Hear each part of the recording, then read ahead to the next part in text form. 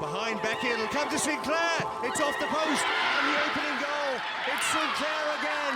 It had to be Christine. Canada's Christine Sinclair, highest scoring soccer player in the world, men or women. Retired national team player Diana Matheson. There's enough acumen between them to make a Canadian Women's League happen. Yeah. Nice to see you. Hey, how are you? And if they can help an uncoordinated, two left feet kind of gal feel enthusiastic about the potential, imagine what they can do for Canadian kids everywhere. Right on. Okay.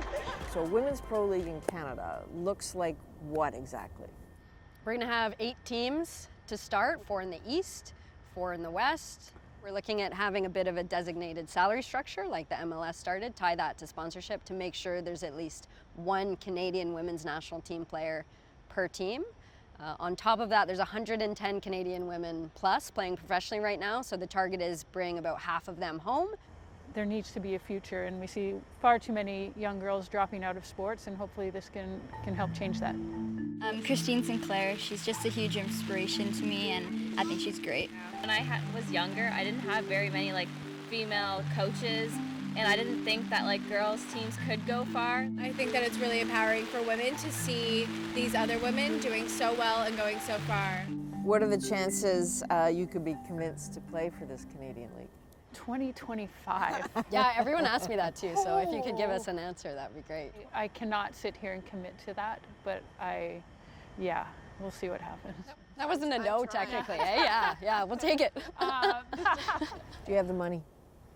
Yes, the business of soccer is different in every team, in every country.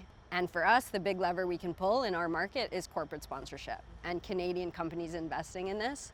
And we want fantastic team owners. We want women owners, women in the executive, women's players' voices as part of this.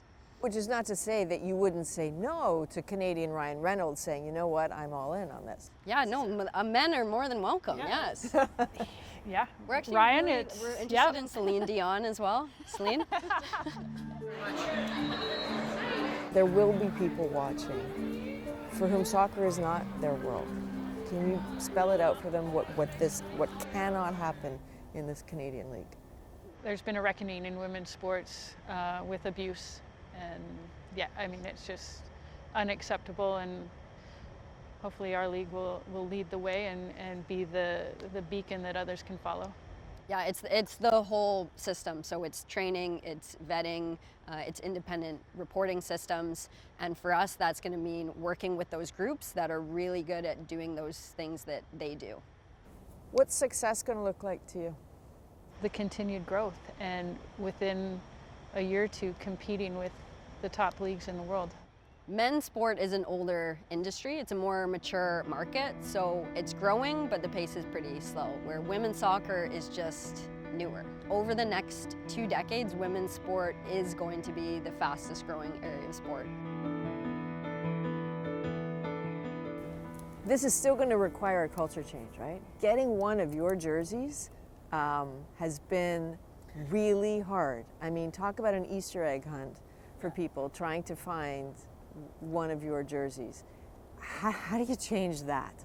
For me, I'm going to jump in. Oh, okay, oh God, here we go. For us, it's about making this a strong business, period. We want to build a strong business that is going to market, brand, and sell women's sport in this country and make sure kids can have Christine Sinclair jerseys, make sure you can see it on, the TV in the restaurant you're in. Yeah, and unfortunately, those that have been in charge haven't marketed the women's game equally to the men's, and hunting for a Sinclair jersey is just an example of, the issues we all face. I can't even get one for my niece. Are you serious? I don't know if they exist. That's ridiculous. You are the best soccer player in the world. You've been awarded this, the highest scorer, that you can't get one of your own jerseys. I mean, makes somebody like me, who's a fan, crazy. No, I understand that, and that's why we've got D. She's going to solve all the world's problems. We are going to solve all the problems. I need to be the skunk of the party here. Yep. Just for 1 moment. Just allow me this one. No. There are going to be people who are sitting here listening and saying, Good for them. Not going to work. You know, other sports have tried some of these leagues and it ends badly often. That just made me angry. Okay, I don't want to make you angry ever. No, I just started to like twitch a little bit. Okay. You're not going to hit me, are you? Or kick I something just at me? can't Okay. handle people like giving up on something before it's even started. But you know that's the 100%. reality. 100%. The same things have bing said around the world. You know, oh, people aren't going to watch women's soccer. Yet this past season, attendance after attendance broken, the Euros broken, NWSL broken. Yeah, it might take a bit of time, but people want to watch women's soccer. You know, and like Dee said, those 10%, I mean, they're never going to understand. They'll never support women's sports in general. Too bad. But everyone else we're going after. There are going to be 13-year-old girls who hear this, and even the act of hearing this is going to change their lives. Don't you think?